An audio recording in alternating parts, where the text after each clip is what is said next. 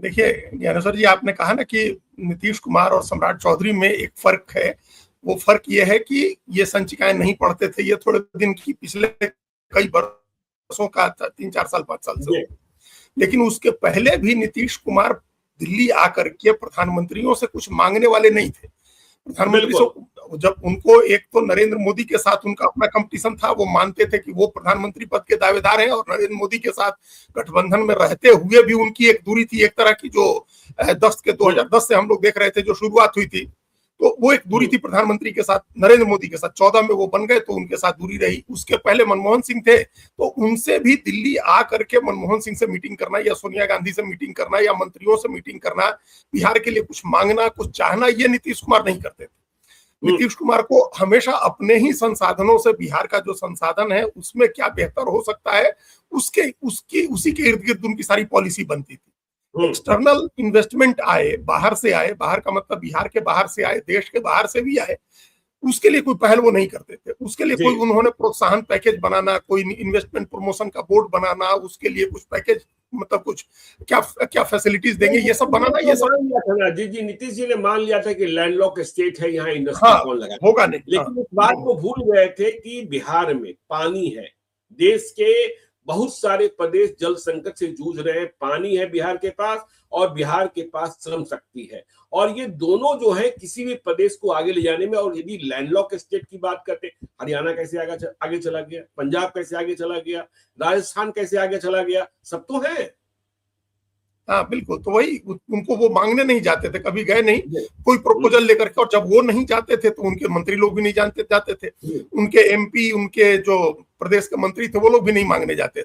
तो इसकी वजह से पिछड़ा रह गया, उसकी वजह से किसी ने अपनी तरफ से तो कोई पहल नहीं करता है। अब अगर सम्राट चौधरी में एक फर्क है, सम्राट एक उम्र का भी फर्क है, और दिल्ली में जो लोग बैठे हुए हैं सब उनके पार्टी के बड़े नेता हैं, पुराने नेता हैं, सब उनसे वरिष्ठ नेता हैं, वरिष्ठ मंत्री लोग हैं। सीधे प्रधानमंत्री के यहाँ या केंद्रीय गृह मंत्री के यहाँ जाकर के कोई भी प्रपोजल रखना उनके लिए बहुत आसान है। उनको जाकर के वो मांगेंगे और उनको मिलेगा भी। ऐसे भी कमिटमेंट किया हुआ है भारतीय जनता पार्टी ने कि हम करेंगे, और सरकार भी भारतीय जनता पार्टी के नेतृत्व वाली है, तो उसको अपनी सरकार का एक मैसेज भी देना है आसपास के राज्यों में भी और ऐसे राष्ट्रीय स्तर पर भी। तो अब ये संभव, अब एक बड़ा बदलाव है। इस बदलाव के जरिए ही हम एक उम्मीद कर सकते हैं कि बिहार को कुछ मिलेगा।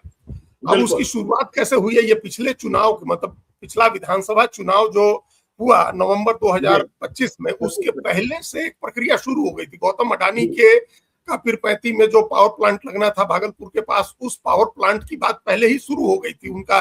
और उस समय भी सम्राट चौधरी गृह मंत्री थे, वित्त मंत्री थे और मुख्यमंत्री थे, वित्त मंत्री और उप मुख्यमंत्री, और एक तरह से वो सरकार का संचालन वही कर रहे थे। एक तरह से डिफेक्टो सीएम की तरह वो एक्ट कर रहे थे, क्योंकि नीतीश कुमार की ऐसी स्थिति नहीं थी, तो वो कर रहे थे। कहीं ना कहीं उनका भी एक बड़ा योगदान था उस इन्वेस्टमेंट में भी। गौतम अडानी का पहला जो प्रपोजल आया था उसके लिए भी अब वो 60,000 करोड़ रुपए का उन्होंने कहा, और ये आप तय मानिए ज्ञानेश्वर जी, बढ़ेगा, वो बढ़ के 1 लाख करोड़ पहुंच जाए तो कोई हैरानी नहीं होगी। 1 लाख करोड़ रुपए तक या उसके आसपास वो इन्वेस्टमेंट जब एक बार उनका आना शुरू हो जाएगा, जब कंपनी आ जाएगी, पैसे लग जाएंगे, तो और उसके आसपास की चीजें वो लोग करेंगे। जैसे एक हॉस्पिटल का ही है कि आंख का हॉस्पिटल जाकर के उन्होंने उसमें एक रिसर्च फैसिलिटी और उसकी शुरुआत की। तो ये दोनों तरह का इन्वेस्टमेंट हो गया। एक तो हार्ड इंडस्ट्रियल इन्वेस्टमेंट है, दूसरा एक सॉफ्ट इन्वेस्टमेंट है जो पब्लिक पर्सपेक्टिव से बहुत अच्छा माना जाएगा, या हेल्थ सेक्टर में एक लगा रहे हॉस्पिटल के लिए।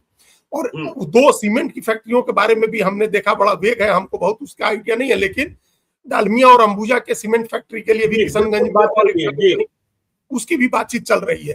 तो ये जो आपने कहा कि बातचीत जो शुरू हुई है, बातचीत शुरू होना अपने आप में बड़ी चीज है। कोई इंडस्ट्रियलिस्ट जो है वो इंटरेस्ट शो करे बिहार में पैसा लगाने के लिए, ये अपने आप में एक बड़ी बात है। तो वो 2 इंडस्ट्री, अगर सीमेंट फैक्ट्री की बात वहां होती है तो सीमेंट फैक्ट्री लगेगी, तो उसके साथ साथ और बहुत सारा वहां प्रोस्पेक्ट बनता है।